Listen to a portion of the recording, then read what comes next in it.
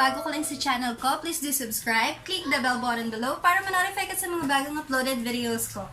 So for today, I'll be sharing it to you my new recipe, which is, it's just a simple recipe lang din ulit. So, if you like this video, just tune in and I hope you like this. First thing is you need the cornstarch. So I'll be putting 2 tablespoons of cornstarch.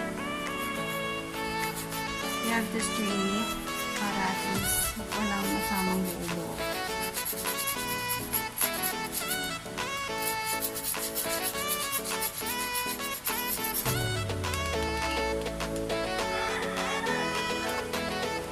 Then add pepper,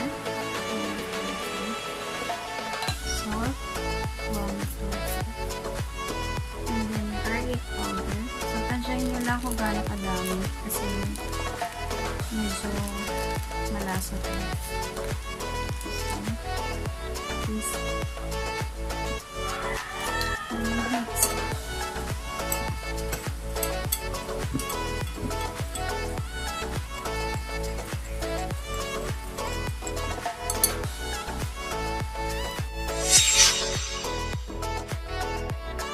Dahil gagamitin natin ito for dip, I'll be putting water.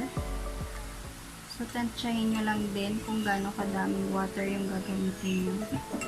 So, I'll be using cold water para at least mas madaling matuloy yung baking powder.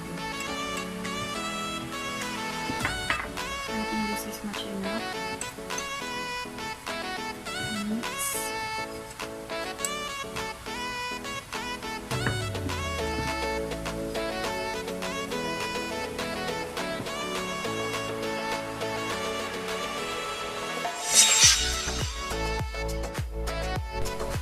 Then, for additional baking powder,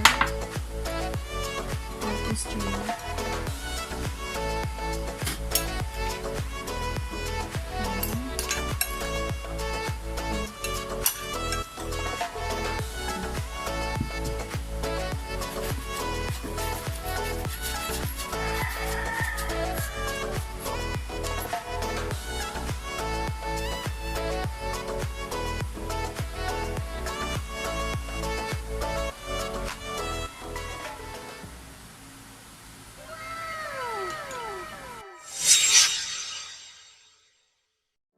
So for the main ingredients, we'll be using tofu.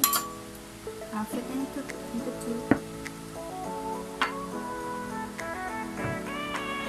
Make sure your hand is clean.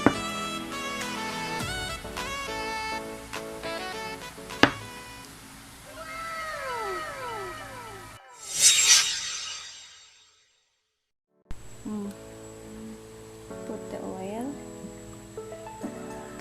for frying. Make sure your oil is very hot and ready.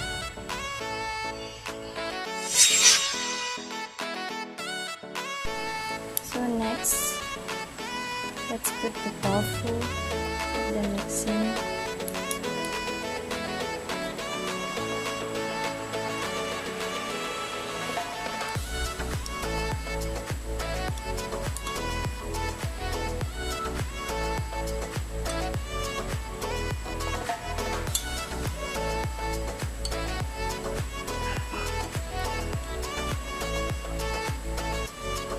Transfer powder.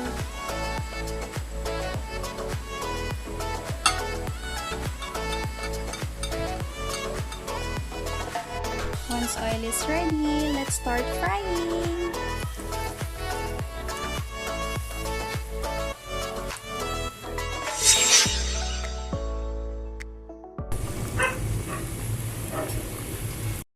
So, pihit-pihitin natin mga beshies. Yan. Let's wait until maging golden brown. Yan.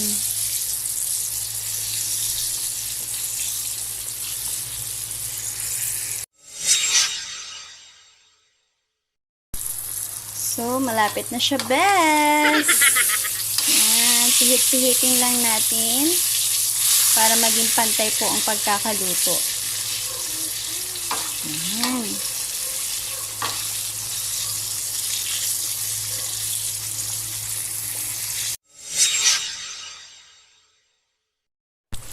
Ayan. So, pwede na natin siyang hanguin.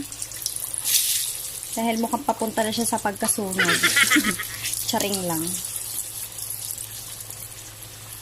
Ayan. Ayan na siya.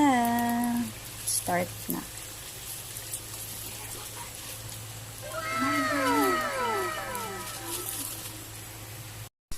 Next is we have to prepare the sauce.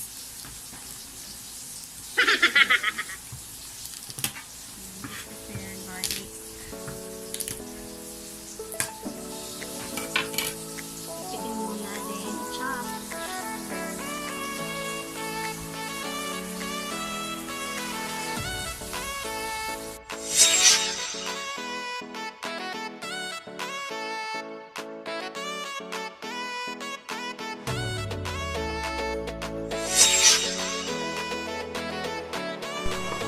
Next again, let's put oil. Let's wait hanggang sa uminit yung pan, pati yung mantika. Once na mainit na, let's put the garlic. Gisahin. Let's wait hanggang maging golden brown.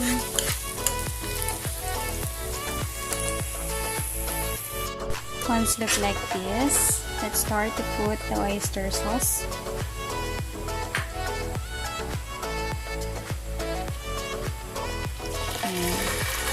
So, nakikita nyo naman, diba? Konti na lang siya. So, tira-tira lang talaga to.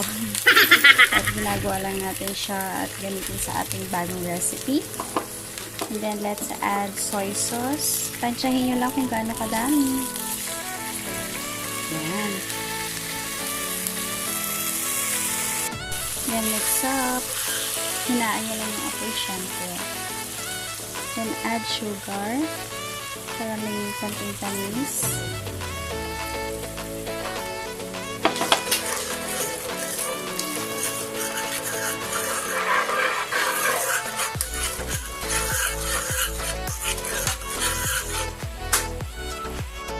Then, let's start to add the tofu one by one. Konting ingat. And then, let's start to mix it hanggang sa ma-absorb ng tofu yung ating soy sauce.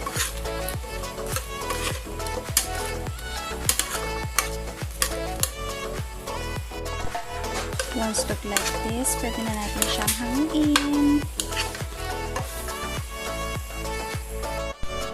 And let's add a spoon.